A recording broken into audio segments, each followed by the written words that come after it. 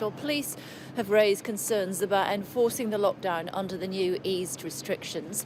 The government's increased the level of fines that the police can impose from £60 to £100, but have been accused of mixed messages when telling the public the new rules. Joining us now is John Apter, National Chair of the Police Federation. Hello to you, Mr. Apter. Thanks for joining us.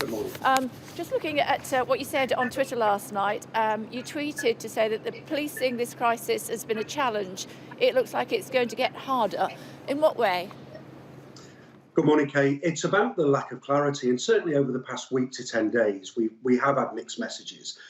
Some media have put some sensational headlines on their newspapers, which has caused many people who we deal with to believe that the lockdown ended several days ago. So the announcement from the Prime Minister, and I completely understand the government has to make some tough decisions, but for the Prime Minister to make the announcement, but then for the guidance almost to be drip fed over the next 24, 48 hours is incredibly unhelpful. And my colleagues are out there talking to people, trying to engage with people.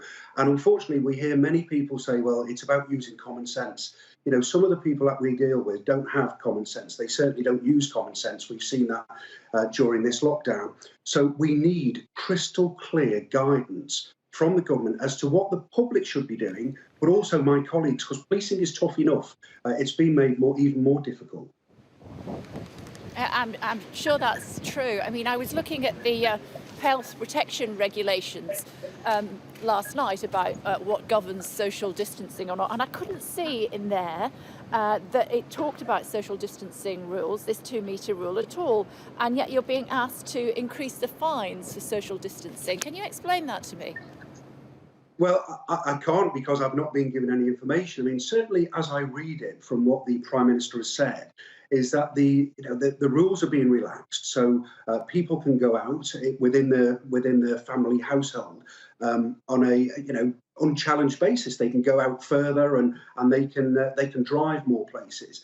But as far as going to parks and on the beach and so on, which has been the source of much media headline in the past, then people can, as long as they enforce social distancing. Well, I can tell you now, my colleagues aren't going to be issued with tape measures. We're not going to go around with 2 meters and inspecting where they're sitting. So more people are going to be out on the roads. More people are going to be out at the parks.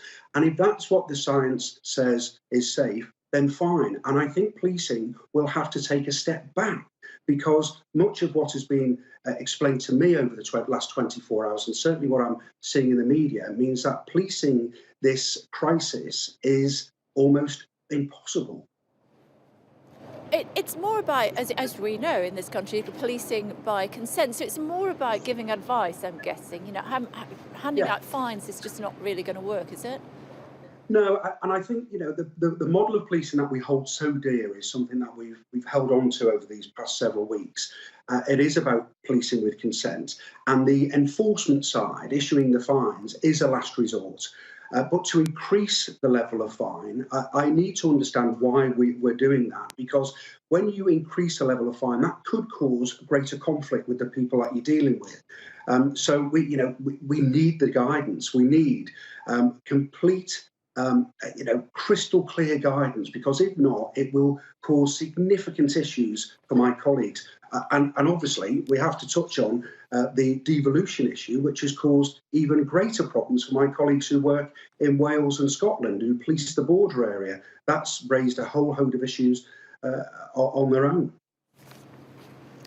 It's good to talk to you. I know it's a massive challenge for you and your colleagues, but hopefully people will use common sense when they start to ease themselves out of lockdown. Hopefully everything goes well and everyone keeps well. Thank you very much for joining us. Appreciate it. Thanks, Phil.